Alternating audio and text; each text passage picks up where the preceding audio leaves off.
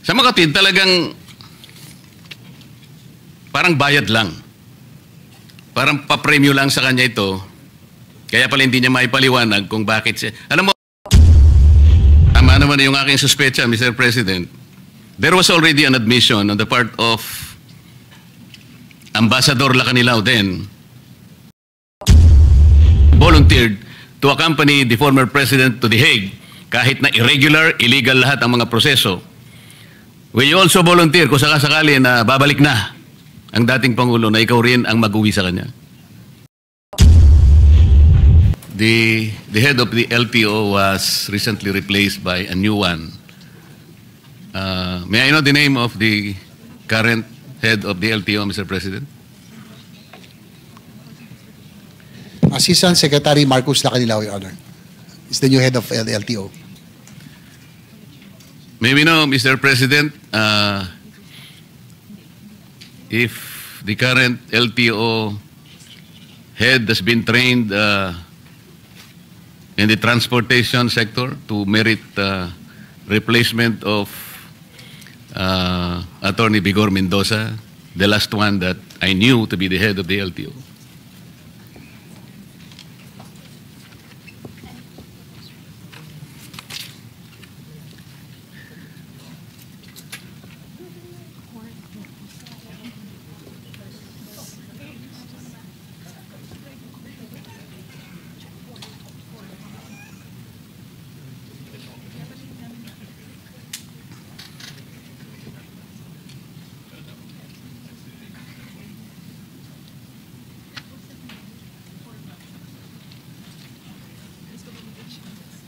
Your Honor, Mr. President, he is beside me right now. He said that he has been active in the motoring sector and at one time part of in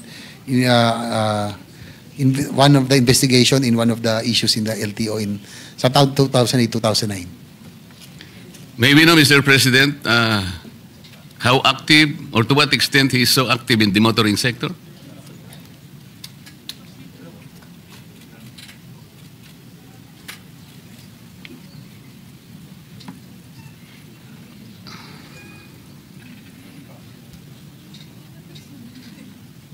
Your Honor, Mr. President, according to the LTO head, he was active in the motorsports before, car racing and motorcycle racing, Your Honor, Mr. President.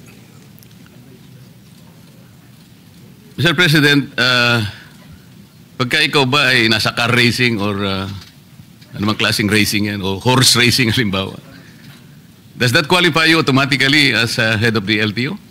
Alam po ninyo, Mr. President, doon lamang po sa mga core functions ng LTO, to name a few, issuance of licenses and permits, motor vehicle registration, enforcement of LTO laws, adjudication of traffic cases, collection of revenues for the government. Nandiyan pa yung napakarami po. Why do you think he merited to be the head of the LTO by being a car racer, Mr. President?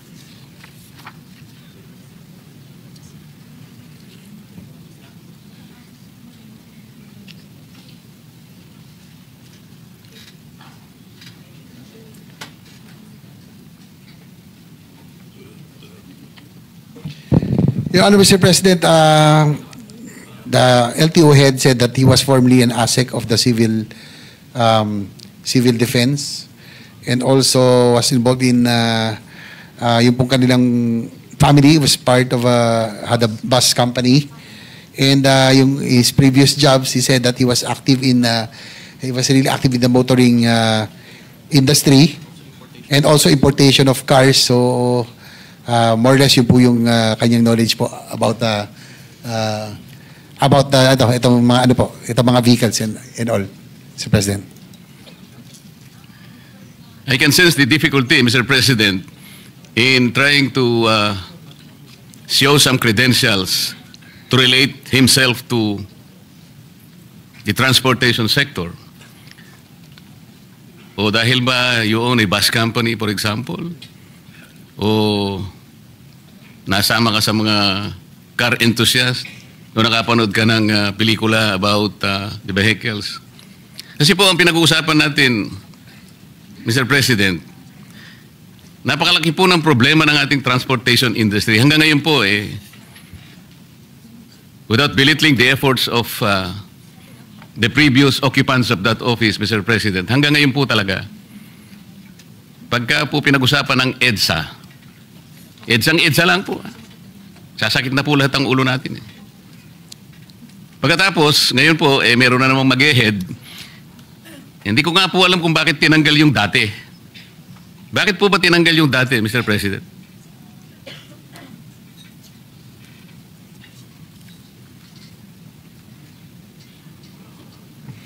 Your Honor, Mr. President, according to Secretary Lopez, they bow down to the wisdom of the President. No? There was sort of a rigodon within the DOTR family, yung pong LTO head dati. Si Atty. Vigor Mendoza is now with LTFRB. Si current LTO Director Lacanilao came from the Office of LT Cooperative Office of Transportation. Si Guadis napunta po sa Office of Transportation Cooperatives. Dati po si Director Lacanilao po yun ang galing doon. So, ay di ba? Si Director Lacanilao, saan naman po galing? Ay, sorry, ambassador pala siya ng transnational crime pala. Ito si Marcos Lacanilao, Your Honor, the current head of LTO. So, it was the decision of the President, prerogative of the President na nagkaroon po ng rigodon doon po sa DOTR attached agency, Your Honor.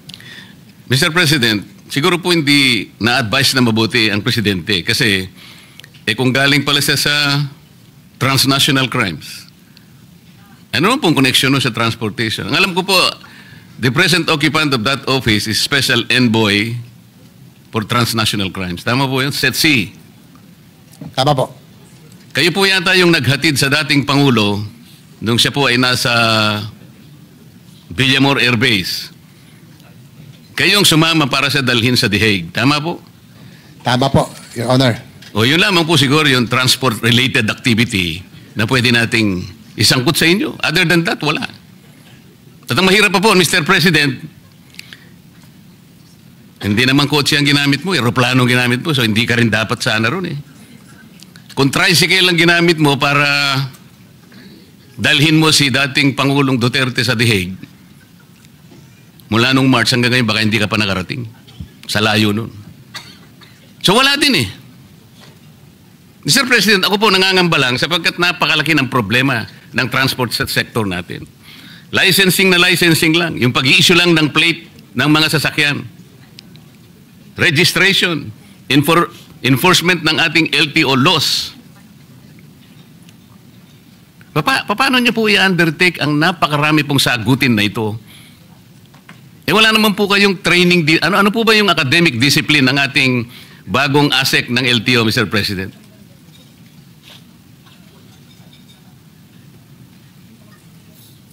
Your Honor, Mr. President, according to our LTO Director, as additional credentials, he's a road safety advocate and he is a civil engineer by profession, Your Honor. Ano po? Civil engineer po. Ang dami pong civil engineer sa Pilipinas. Nang dahil po ba safety engineer kayo, ang gusto ko po sanang malaman, ano po ba yung mga naging katangian ninyo, ang training ninyo, ang mga credentials ninyo dahil hindi po biro-biro ang opisinang pinasok ninyo? Nang dahil lamang po sa rigudon, gano'n lamang po. I don't think the President was advised very well. Marami naman po siyang pwedeng ilagay bakit po kayo nagaling sa SETC? Kaya ang nilagay. O sige, nirigudon sana kayo. Baka kayo na po siguro ang naging executive director ng PCTC. Kasi, kung hindi ako nagkakamali, yun ang Philippine Center for Transnational Crimes. Parang magkalapit. Pero para daling po kayo sa LTO, masyadong malayo po yun Is my observation valid, Mr. President? Your Honor, Mr. President, according to Secretary Lopez, we just defer to the wisdom of the appointing authority, Your Honor. So hindi rin naman daw nila, they were also caught by surprise nung nagkaroon po ng rigo doon. So they just have to follow orders, Your Honor, Mr. President. I will not question the wisdom of the appointing authority, Mr. President. I never will. Only the President can appoint anybody, nobody else. Ang problema lang, baka hindi siya in-advise ang mabuti. Kasi kung halimbawa, dadaan yan sa Commission on Appointments, siguradong hindi siya papasa, Mr. President. Because meritocracy, I think, is fundamental. That is the only way wherein the checks and balances of the legislature will come in. Without questioning the appointing authority, but we can assess the competence, the merit and fitness of the appointee. Now we're talking about the budget, Mr. President. We're going to entrust to the head of the LTO the budget that they required to execute the programs for 2026. The concern is, kung wala naman po kayong training sa gagawin ninyo,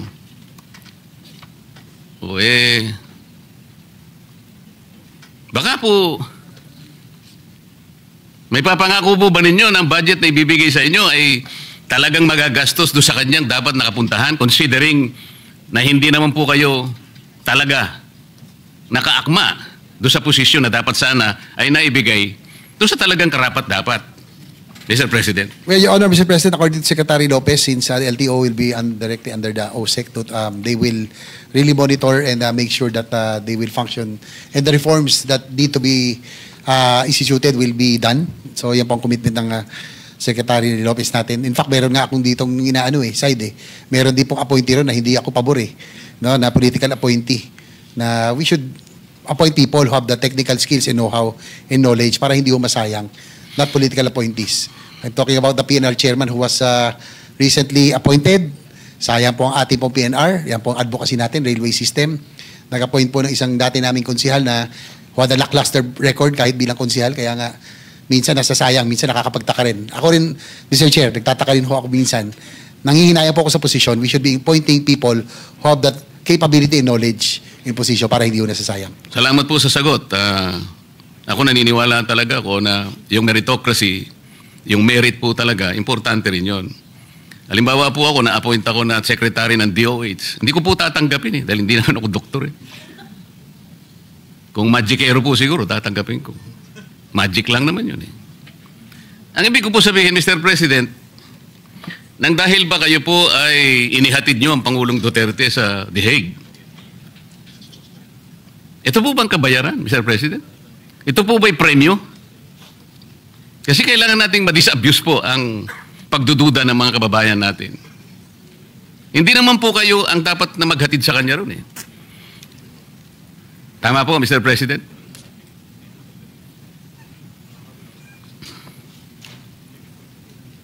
Your Honor,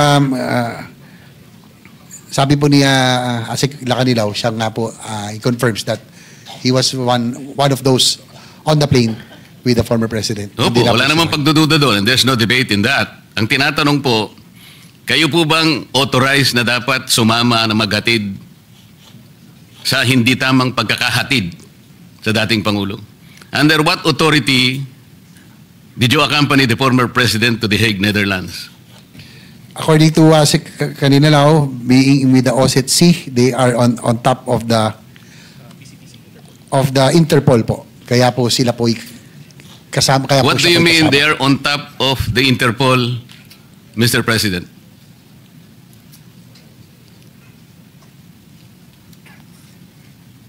Does he mean, Mr. President, he is the local counterpart of the Interpol in the Philippines?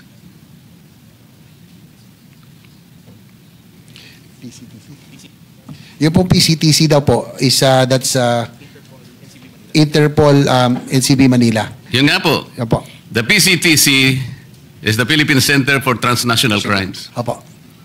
Kaya hindi po totoo na sinasabi niya na he is on top of transnational crimes. Kayo po ay special envoy, but the local counterpart of the Interpol is the PCTC.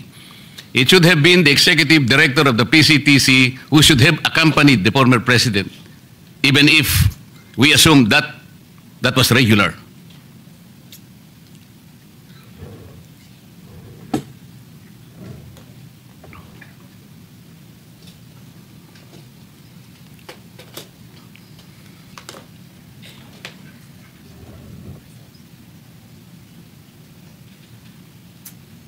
According to Asik Lacanilaw, that meron po daw siyang dokumento that he was well documented for him to be able to accompany the former president to The Hague, being the head of OSCE. PCTC is the operational arm. Tapos yung PCTC po is the operational arm under OSCE, Your Honor, Mr. President. So yun po yung kanyang personality or credentials for being the former president. Can you give us a copy of that document, Mr. President? According to Asik Lacanilaw, it's with the Office of the President, Your Honor. Ano po? Nasa OP daw, sa Office of the President. Or the Office of the Executive Secretary. Can you get about the copy?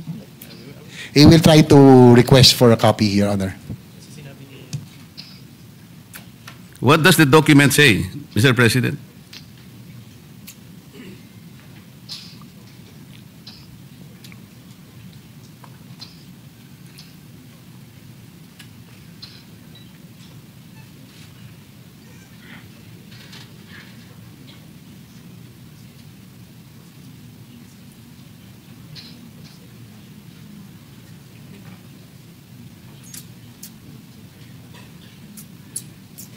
According to Asik Lacanilaw, he doesn't know exactly the contents of the document, but he was just informed that there was a document that designated or allowed him to accompany the former president, Your Honor, being OSCE. Why do you think, Mr. President, I should believe that statement? He referred to a document which content he doesn't know. Ang alam niya lang niya, pinasasama sa kanya, Pangulong Duterte. What kind of reasoning is that, Mr. President?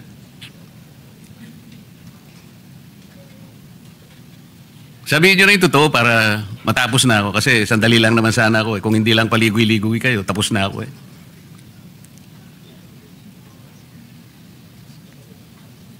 Well, according to him, it was in the nung nagkaroon daw ng investigation dito regarding that, according to Secretary Remulla of the ALG, that yun lang po na sinasabi that he was well documented when he accompanied the former president, Your Honor.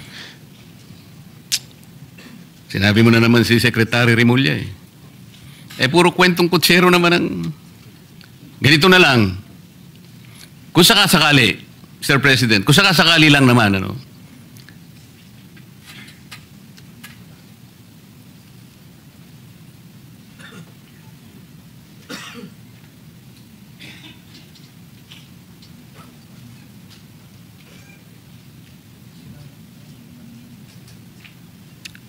ito po kasi, tama naman yung aking suspecha, Mr. President.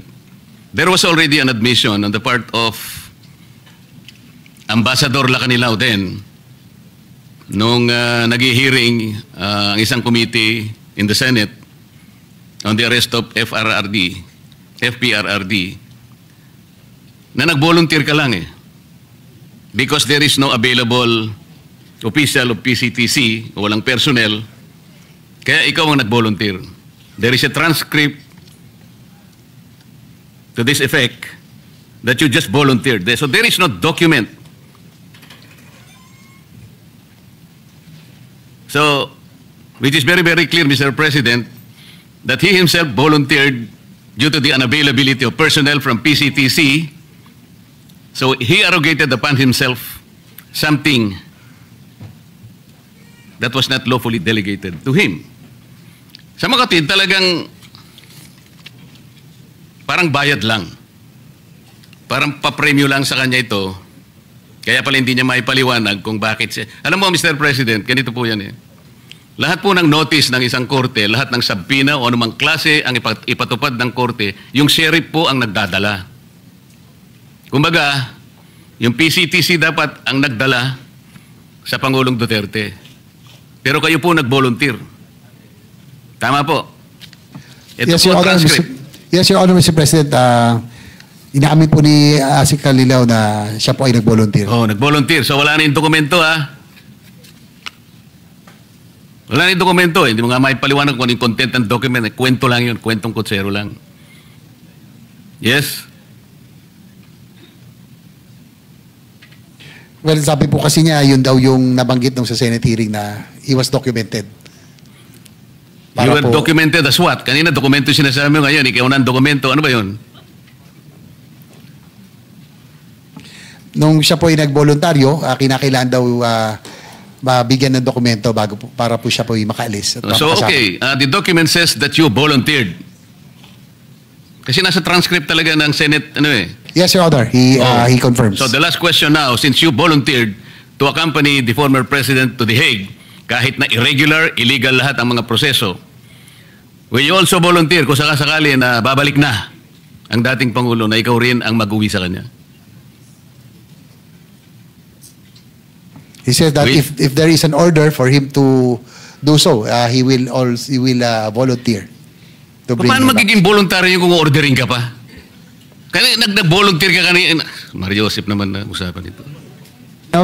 Kung may order daw, siya po isusunod, Your Honor. Hindi na voluntaryo yun. In-orderan ka na. Mandate na yun Salamat po, Mr. President. Pasensya na po at tumaba lang ng konti. Maraming salamat po, Mr. Sponsor.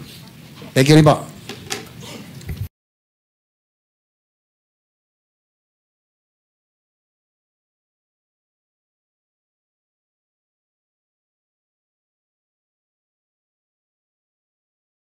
I am not a Filipino for nothing.